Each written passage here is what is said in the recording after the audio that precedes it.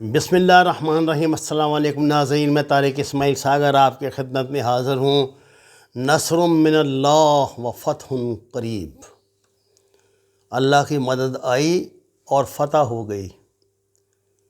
اب تک ہم یہ سورہ نصر جو سنتے اور پڑھتے آئے ہیں، اس کی عملی صورت اللہ نے اپنی رحمت، کرم اور فضل کے ساتھ اسرائیل میں ہمیں دکھا دی۔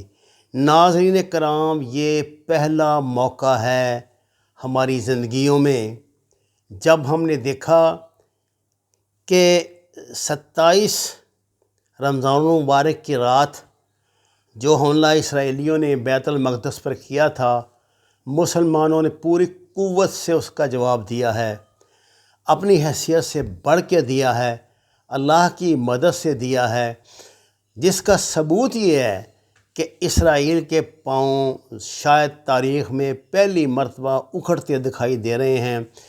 اسرائیل کی سانس پھولی ہوئی ہے، اسرائیلی بھاگ رہے ہیں، ان کے شہروں میں ان کے حساس تنصیبات پر مسلسل 5 گھنٹے سے سائرن بج رہے ہیں۔ جسے یقین نہ آئے وہ رائٹرز کی جو لائیو نشریات ہیں وہ دیکھ سکتا ہے۔ آپ رائٹرز لائیو لکھیں گے تو یوٹیوب پہ تو آپ کو 2-3 چینل ملیں گے جو لائیو دکھا رہے ہیں۔ سیدھا آپ کو بلڈنگیں اڑتی دکھائی دیں گی، تل ابیب کی بلڈنگیں، اور دوسرے ان کے شہروں کی، یہ حیفا کی، ہائپا شہر تو قریباً انہوں نے بہت ہی بری طرح نشانہ بنایا ہے۔ اس طرح اور نشانے، ایک ماؤنٹ ٹیمپل پر فلسطینی جو ہے مقامی شہری انہوں نے قبضہ کر لیا ہے۔ ایک ان کا سینیگوگ جو ہے اس کو آگ لگا کے جلا دیا گیا ہے۔ یہ صورتحال بن رہی ہے۔ مجھے پتہ ہے آپ صبر کریں، آپ کہیں گے یہ اسرائیل نے خود کرایا ہے مسلمانوں کو مارنے کے لیے، یہ کرنے، اور اسرائیل کو کیا ضرورت ہے بھائی کوئی بہانہ تراشنے کی؟ وہ بہانے کے بغیر ہی مار رہا ہے۔ وہ تو بچیوں پہ، وہ تو 10-10 5-5 سال کے بچوں پہ ٹینک چڑھا دیتے ہیں، انہیں کوئی ضرورت نہیں کسی بہانے کی۔ آج تک انہوں نے جتنا قتل عام کیا وہ کون سے بہانے سے کیا ہے؟ مان لو اب اللہ تعالیٰ نے طاقت دے دیا۔ حماس، حزب اللہ، القاسم بریگیڈ، رضا الدین قسام گروپ، یہ سب مل کے حملے کر رہے ہیں، شام کی طرف سے حملے ہو رہے ہیں۔ الحمدللہ ثم الحمدللہ۔ ابھی مجھے بہت ریلائبل سورس نے بتایا ہے، میں نے خود یہ اس پہ الجزیرہ پہ بھی ایک جھلک دیکھی ہے اور اس پہ رائٹر پہ بھی سنا ہے کہ ایران نے اپنا سائبر اٹیک شروع کر دیا ہے، اور اس سائبر اٹیک سے تل ابیب کے نزدیک ایک شہر ہے ہائپا کی بجلی جو ہے وہ بند ہو چکی ہے۔ یوں بھی آپ جہاں کہیں بھی یہودی بجلی جلائیں گے وہاں پہ راکٹ کا اٹیک انشاءاللہ آئے گا اور آتا ہے۔ ناظرین کرام، تازہ اطلاعات کے مطابق اسرائیل نے فوری طور پہ انڈیا سے رابطہ کیا ہے۔ انڈیا سے انہوں نے رابطہ کر کے یہ کہا ہے کہ آپ پاکستان کو ترکی کے ساتھ مل کے ہمارے خلاف کسی بھی کارروائی سے روکیں۔ یہ آپ کا فرض ہے کہ ہمارے اور آپ کے درمیان جو معاہدہ ہوا ہے، خفیہ معاہدہ، آپ پاکستان کو انگیج کریں۔ عین ممکن ہے کہ انڈیا کی طرف سے ایسی حرکت ہو جائے، لیکن انڈیا کے جو اندرونی حالات ہیں، وہاں جو اللہ کا عذاب کرونا کی شکل میں ان پہ نازل ہوا ہے، اور خود انڈیا کے اندر جتنی سخت اپوزیشن اس وقت مودی کو مل رہی ہے، وہ خود بخلایا ہوا ہے اور پاگل پن کا قریباً شکار ہے۔ اسے خود سمجھ نہیں آ رہی ان حالات میں وہ کیا کرے۔ انڈین فوج کا مورال بالکل ڈاؤن ہو چکا ہے۔ انڈین فوج اس قابل نہیں رہی کہ وہ کسی بھی ملک کے ساتھ جنگ کر سکے، خصوصاً وہ پاکستان کے ساتھ جنگ کرنے کی پوزیشن میں ہرگز نہیں رہے۔ اس لیے مطمئن رہیے، کچھ نہیں ہوگا تو انشاءاللہ ایسا دان توڑ جواب ملے گا، ایسا دندان شکن جواب ملے گا کہ ممکن ہے پھر انڈیا پوری زندگی کے لیے تل ابیب کی بات سے تو کانوں پہ ہاتھ رکھ لیا کرے گا۔ ناظرین کرام، اس وقت سفارتی سرگرمیاں، خفیہ سفارتی گرمیاں اپنے نقطہ عروج کو چھو رہی ہیں۔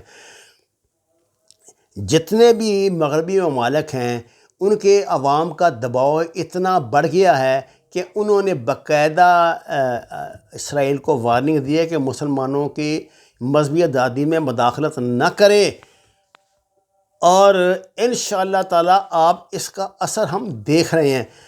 اس وقت جو میں آپ کو اطلاع دینے جا رہا ہوں وہ یہ ہے کہ حماس کے عزاء الدین قسام بریگیڈ نے، یہ کہ ان کا بڑا خصوصی گروپ ہے، جو آپ ان کا اسپیشل سروسز گروپ سمجھ لیں، جو مرضی سمجھ لیں، انہوں نے یہ بن گوریان ایئرپورٹ کے نزدیک جا کر وہاں پہ حملہ کیا ہے، اور اس وقت بن گوریان کو ڈی ایکٹیویٹ کر دیا ہے۔ کہا یہ جاتا ہے کہ تل ابیب کا وہاں ان کے 2 ہوائی اڈے ہیں، دونوں ہوائی اڈے اس وقت بالکل کلوز ہیں، وہاں پہ ایمرجنسی نافذ ہو چکی ہے، وہاں سے انہوں نے اپنے جتنے بھی وہاں لوگ ہیں بھگا بھگو دیے ہیں۔ اور جو سب سے اہم بات ہے وہ ناظرین کرام یہ ہے کہ ابھی یہ جو ان کا آئرن ڈوم سسٹم ہے نا، وہ قریباً ناکارہ ہو گیا، اتنی تیزی سے اور اتنے زیادہ گر رہے ہیں یہ ان پہ راکٹ اور یہ میزائل کہ وہ ان کو انٹرسیپٹ نہیں کر سکتے۔ آپ نے فضا میں دیکھا ہوگا یہ آئرن ڈوم فائر تو ہوتے ہیں، لیکن چونکہ یہ انٹرسیپٹک میزائل اور ایک خاص رینج سے آگے ان کو اجازت نہیں دی جاتی جانے کی، نہیں تو جائیں گے تو پھر اپنے ملک پہ گریں گے۔ تو یہ جو فضا میں پھٹتے دکھائی دے رہے ہیں نا آپ کو، وہ ان کے راکٹ نہیں روک لے، ہمروں کو روک کے نہیں پھٹ رہے، یہ خود ہی پھٹ رہے ہیں، کیونکہ ایک مخصوص مدت کے بعد یہ اوپر ہی پھٹ جاتے ہیں، کیونکہ زمین پہ گریں گے تو تباہی ہوگی۔ آپ یہ سسٹم سمجھیں نا، یہ ایک ڈیفنس سسٹم ہے کہ جیسے ہی دشمن کا میزائل آیا، یہاں کا ان کا میزائل خود بخود اس کے تعاقب میں فائر ہوگا، اس کو فضا میں تباہ کر دے گا تاکہ اس کا نقصان جو ہے زمین تک نہ پہنچ سکے۔ اب اس کی ایک خاص ٹائمنگ ہوتی ہے، 1 منٹ یا آدھا منٹ یا 20 سیکنڈ یا 50 سیکنڈ۔ اس کے بعد یہ کیونکہ اتنا برق رفتار ہوتا ہے کہ اگر یہ اس سے زیادہ تیزی سے نکلے گا اور مس کر جائے گا تو اس نے گرنا تو ہے ہی ہے نا، زیادہ سے زیادہ 1-1.5 منٹ بعد اس نے زمین پہ گرنا ہے، تو گرے گا تو زمین پر تو تباہی آئے گی، تو اسرائیل کے اندر ہی گرے گا۔ اس لیے اس کو باہر سورج جب فائر کیا جائے تو اس نے پھٹنا تو ہے۔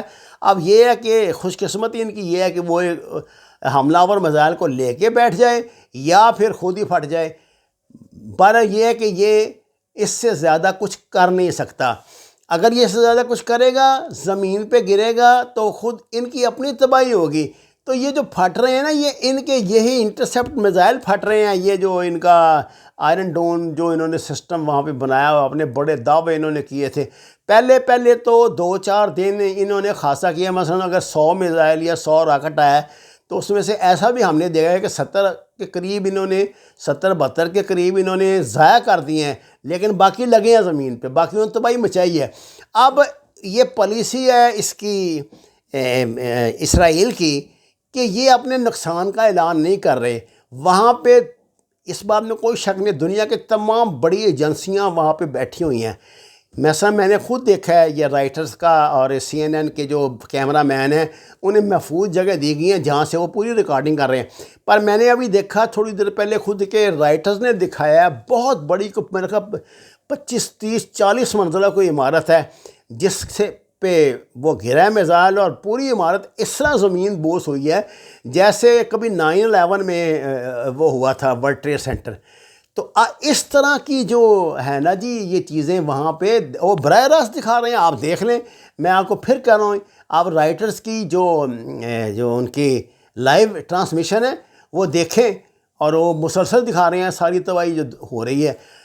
ناظرین کرام، اس وقت صورتحال یہ ہے کہ پاکستان اور ترکی کی طرف سے 100% یہ یقین کیا جا رہا ہے کہ پاکستان اور ترکی دونوں اس لڑائی میں انوالو ہو چکے ہیں۔ گو کہ پاکستان یہ بات تسلیم نہیں کر رہا، اور ہم کیوں کریں گے یہ بات تسلیم؟ ملک کی حالات ایسے ہیں، دنیا کے حالات ایسے ہیں، لیکن یہ بات وہ بار بار اسرائیلی میڈیا کہہ رہا ہے کہ شام کی طرف سے جتنے حملے بھی ہو رہے ہیں، جو ان کی یہ ترتیب یہ بتا رہی ہے کہ یہ باقاعدہ جو پاکستان کا ایک مخصوص انداز ہے پاکستان کا، اس وجہ سے ہو رہے ہیں، اور ان کی جھڑپ ہوئی ہے باقاعدہ شام کی سرحد پہ، ان کی ترکی افواج کے ساتھ، ترکی کی افواج کے ساتھ جھڑپ ہوئی ہے۔ کہا یہ جاتا ہے کہ ترکی کی افواج نہیں ہے، وہ ترکی افواج بھی ہیں لیکن ان میں زیادہ پاکستانی ہیں، پاکستانی ایس ایس جی ہے جن کو اس سختی سے منع کیا گیا کہ آپ نے شام کی سرحد عبور نہیں کرنی، نہیں تو عین ممکن ہے وہ سرحد عبور کر کے اسرائیل کے اندر گھس کر بھی تباہی لا دیں، لیکن ابھی حالات اجازت نہیں دیتے کہ ہمارے کسی بھی شہید کی لاش اسرائیل کے اندر گرے۔ وما علینا الا البلاغ المبین۔ ناظرین کرام، دعا کریں، اور دعا ہی نہ کریں، دعا بھی کریں، جس سطح پر بھی ہو سکتا ہے۔ اللہ نے بہت بڑا موقع دیا اپنے گناہ بخشانے کا، اللہ نے بہت بڑا موقع دیا ہمیں دشمن کو اس کی زبان میں جواب دینے کا۔ اللہ نے ہمیں دوبارہ ہم زندہ قوم ہیں، پائندہ قوم ہیں کہنے کا موقع دیا ہے۔ آئیے دنیا کو بتائیں کہ پاکستان اللہ کی حکمت ہے، اللہ کا راز ہے۔ اللہ نے پاکستان کی آرمی کو اسی دن کے لیے بچا کر رکھا تھا، اور وہ جس طرح الحمدللہ ثم الحمدللہ انہوں نے یورپ میں اپنا کردار ادا کیا تھا، جس طرح انہوں نے اس سے پہلے 67 اور 73 کی وار میں اپنا کردار ادا کیا تھا، اسی طرح انشاءاللہ العزیز آپ کریں گے۔ آپ کا بہت شکریہ۔ وما علینا الا البلاغ المبین۔